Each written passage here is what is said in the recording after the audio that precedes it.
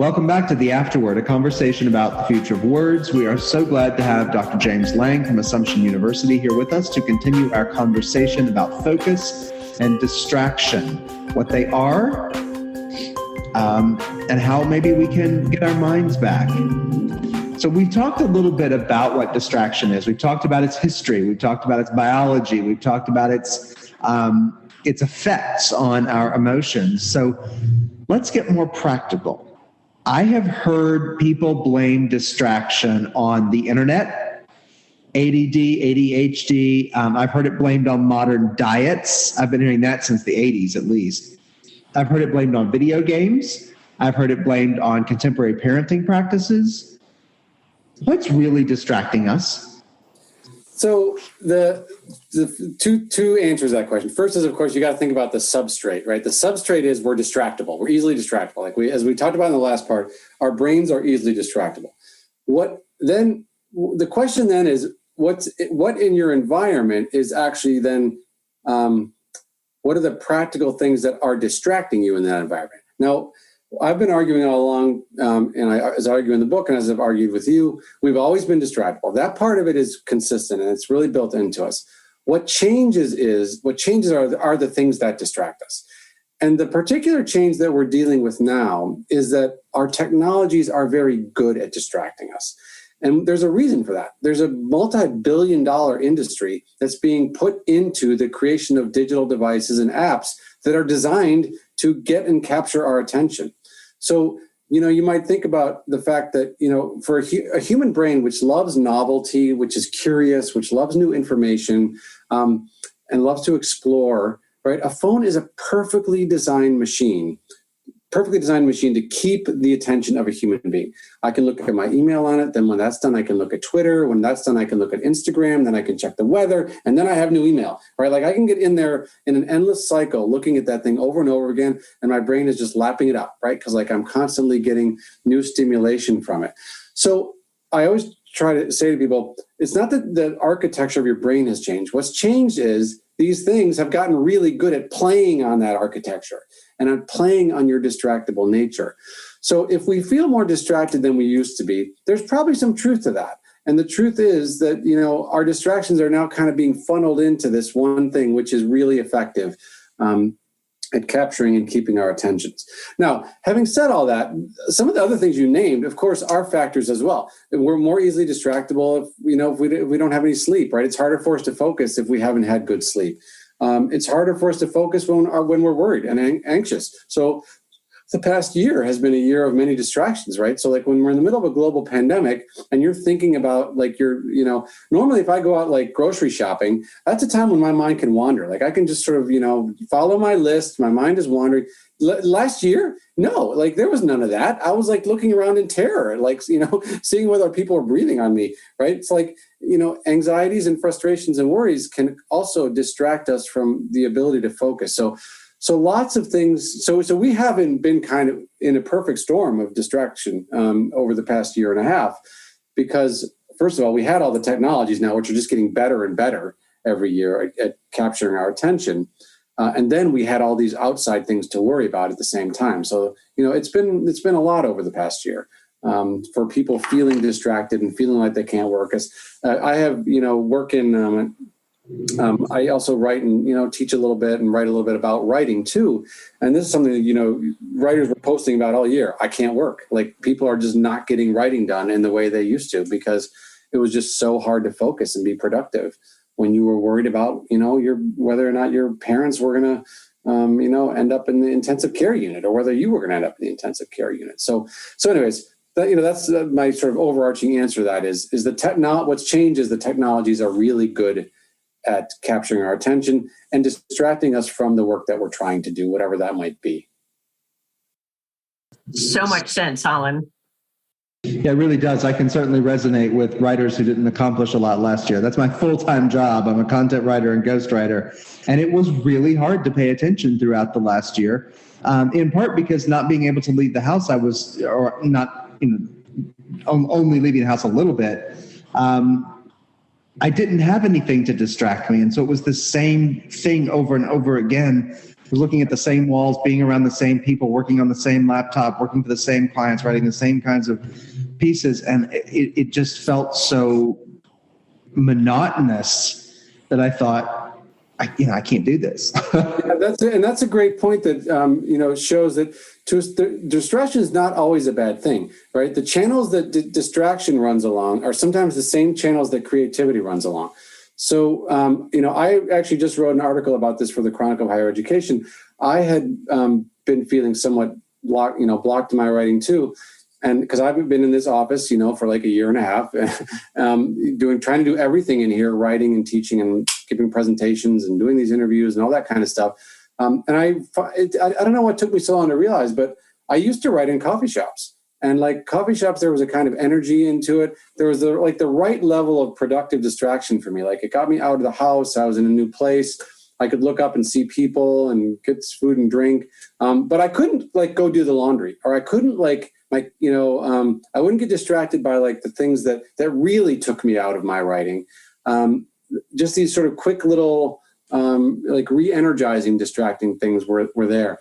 And I just started going back a few weeks ago to coffee shops to do my writing, and I remembered, this is the way I am better than just kind of being locked in that office, because one of the things that we know dulls attention is routine and familiarity. So if you're doing the same thing over and over again every day, it becomes harder and harder to focus on it. You need occasionally to have variations in the routine and a little bit of novelty and things to kind of to mix things up a little bit. So distraction, we tend to think about as an enemy, but distraction, like I said, the pathway is similar to the pathways of creativity and, sparking new ideas and novelty. Okay, so there's hope, Holland. Oh, goodness. Well, I really appreciate the way you were thinking about this line of distraction and creativity. There was a study back in with the University of Technology, Sydney, that found that students whose grades were below average could boost their results if they devoted less time to social networking sites, especially like Facebook and that kind of thing. And so, you've already touched on a little bit of how good these devices are to distract our brains.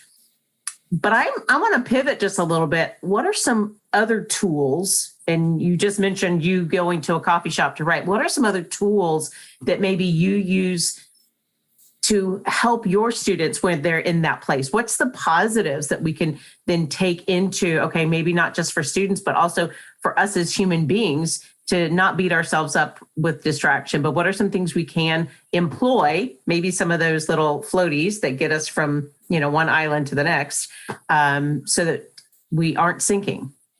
So I'll get into some of those practical things. But one thing to say initially, there are a lot of studies that show that, for example, people who spend a lot of time with their devices and social media, they have lower grades or lower levels of engagement with sort of their academic work than students who have less. And we always have to be careful here whether what's the causation, right? Is this a causation or correlation situation? Is it that people who spend a lot of time on social media, therefore their grades are diminished? Or is it in fact the case maybe that people who are less engaged at school then go to social media as a way to kind of fill their time? Or is it maybe also the case that people who have diminished attentional capacities for whatever reason find that, spend more time with their devices because the devices give them that kind of constant stimulation that they like and need? Whereas, it seems to be the case that when it comes to our attention spans, or our ability to pay attention and focus, most of us we have different capacities, essentially, right? We know that. Some people find it easier to focus and can focus for longer periods of time than others, and that's we're all built differently.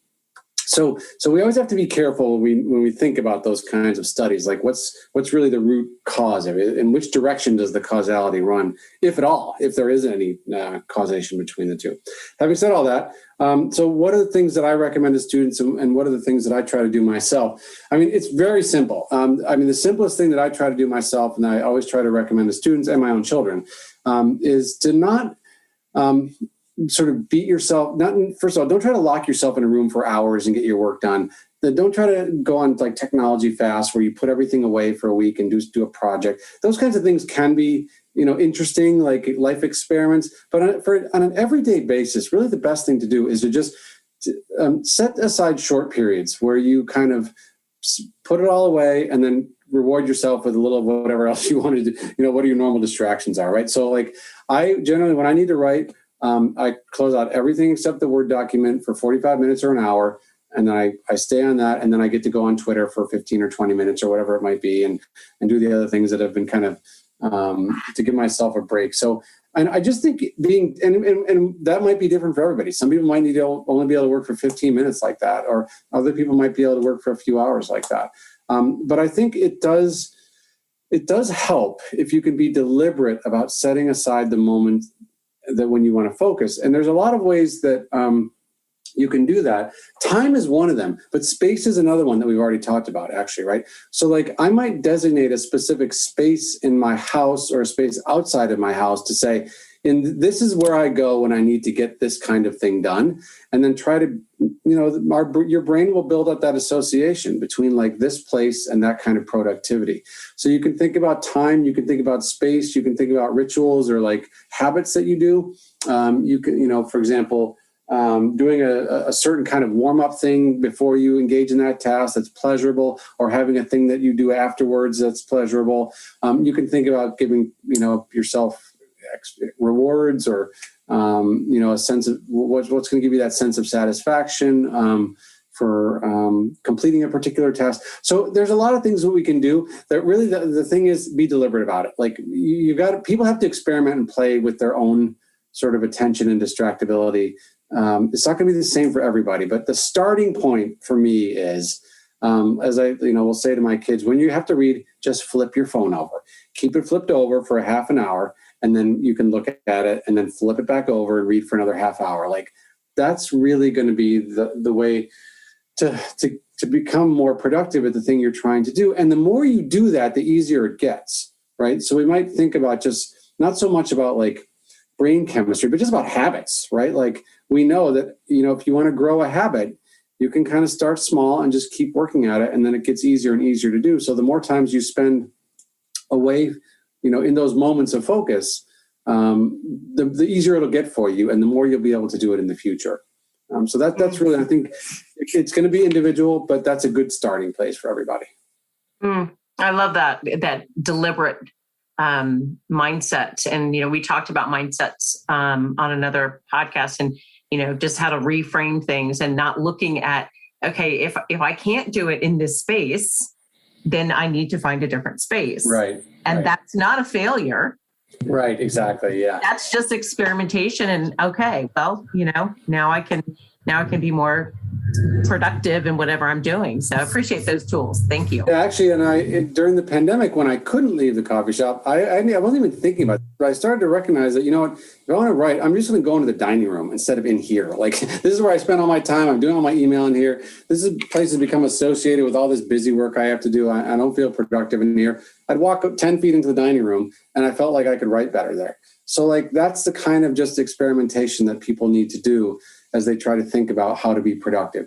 Be deliberate in terms of building the environment that is going to make you productive. That's probably the best thing you can do.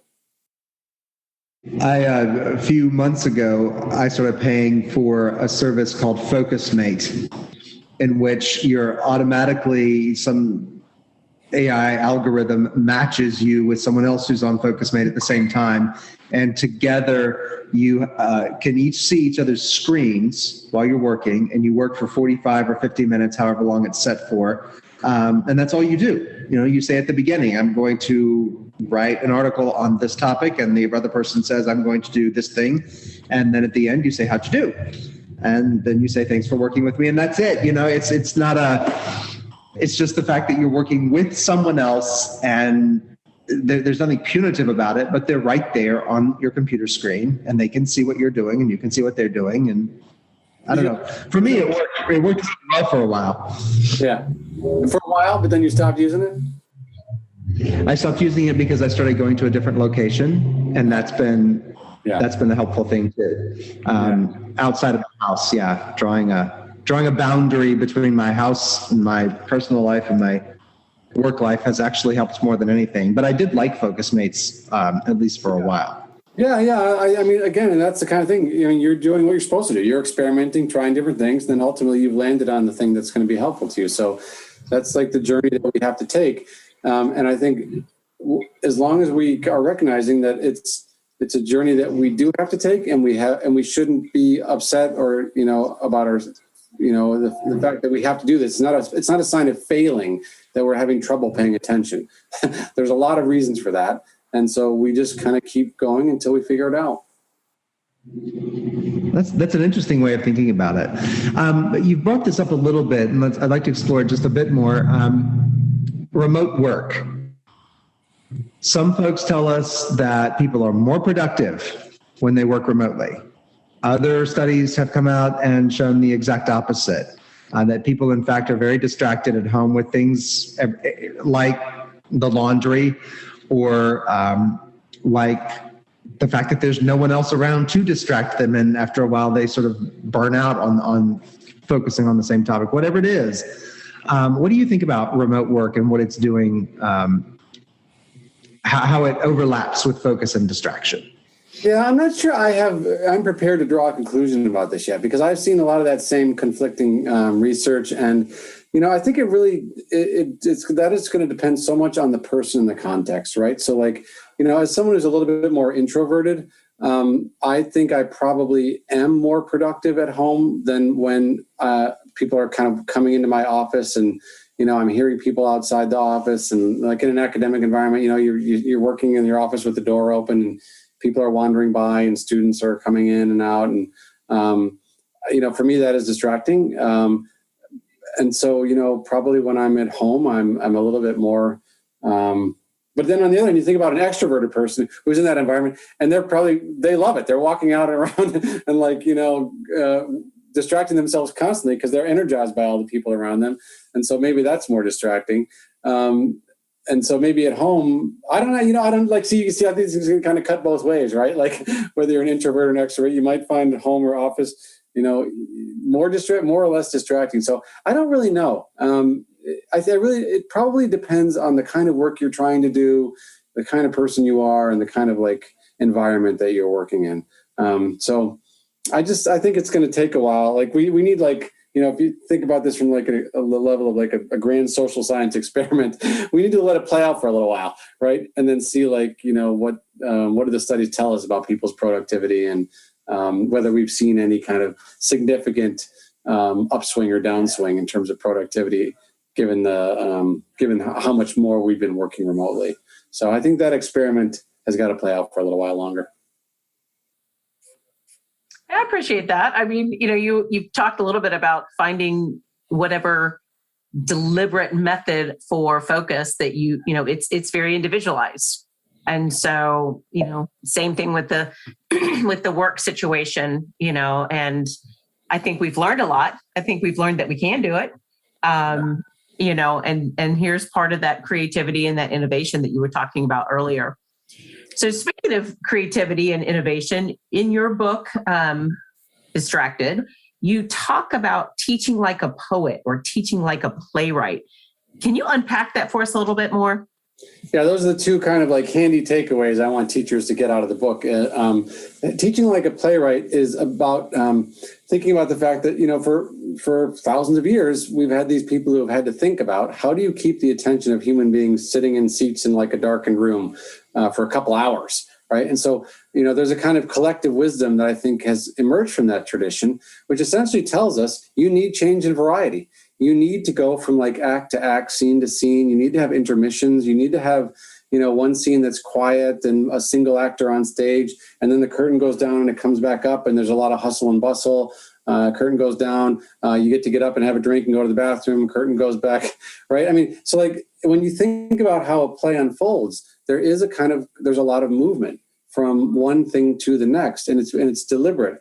And we also, we know how it's going to unfold because I get a little program when I arrive at the theater and it tells me, okay, there's going to be 3 acts. They're about this long. Here's when the intermission is going to happen. So like, I know as the person sitting in those seats, how that's going to unfold.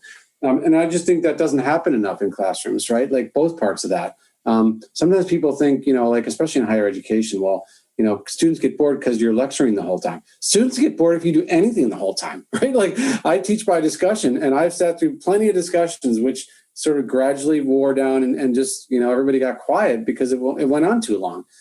We need a kind of, change, and we need the opportunities for renewal throughout like whatever it is that we're trying to do. So I try to encourage instructors to think about the classroom as like almost like a drama. It doesn't have to have not in the sense that there's like a narrative or a storyline to it, although that can be helpful, but to think more about the idea of acts and scenes. Like, there's going to be 3 very different things that are going to happen in class today. We're going to do this, then I'm going to do this, then you're going to do this, right? And then once you've thought like that, to be very transparent about it and to signpost, to say to students, okay, that was my part. Now you're going to do this for 20 minutes or so, and then we'll finish the last 10 or 15 minutes with this activity, right? So like they have a clear understanding of how things are going to unfold, and they recognize that they're going to have an opportunity. If something is starting to wear down, okay, it's only a few more minutes I have to do this, then I'll get to do the next thing, right?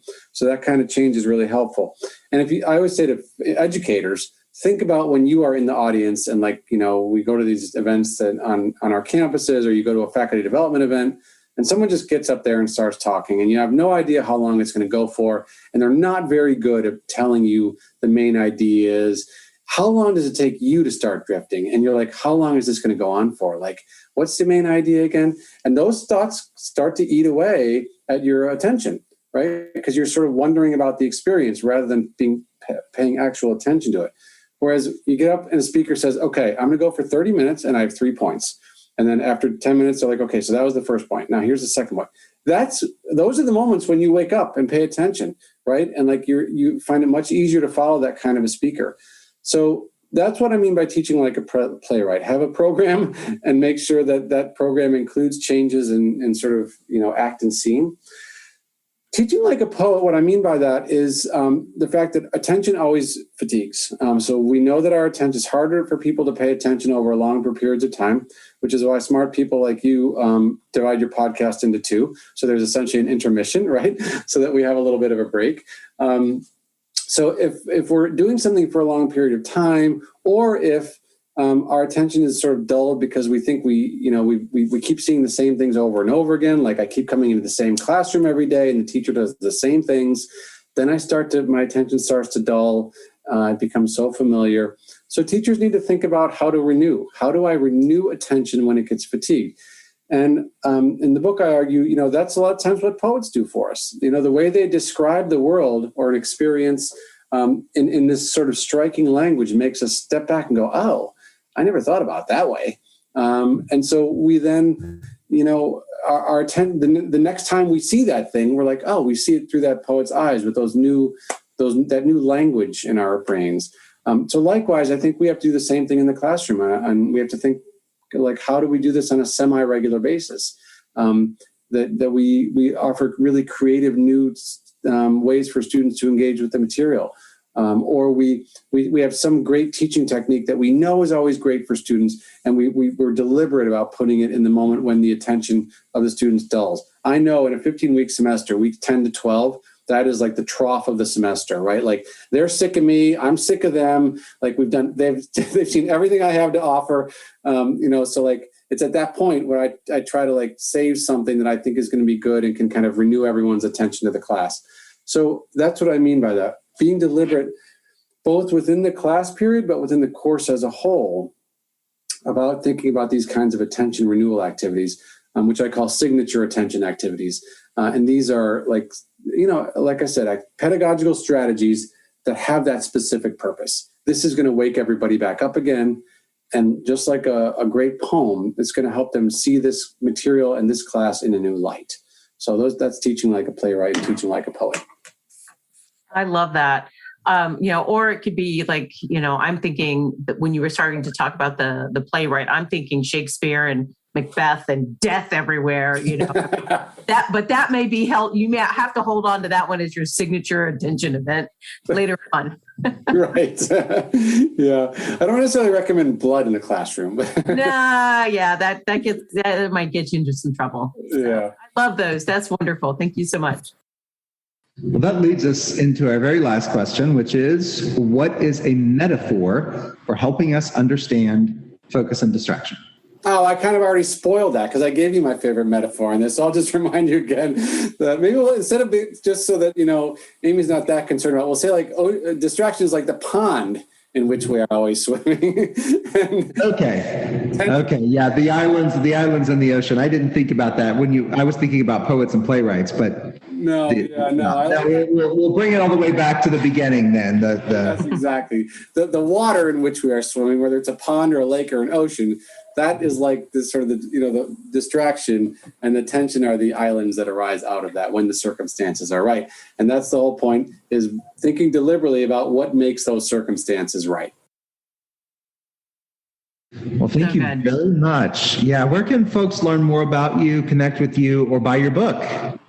Okay, so they can get their book anywhere. It's Barnes and Noble and Amazon and all those other good places.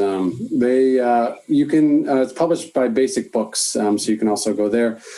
The best places to connect with me are on Twitter. It's Lang on Course.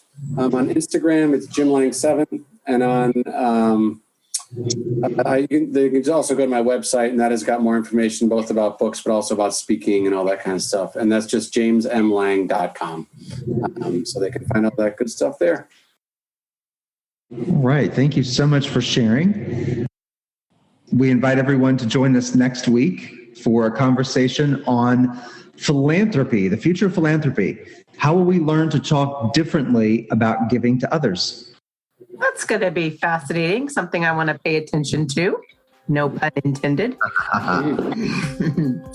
So again, thank you, Jim. This was a great conversation. And to those who are listening, again, we are so grateful to all of our listeners. And please leave us a review on Apple Podcasts or wherever you get your podcasts.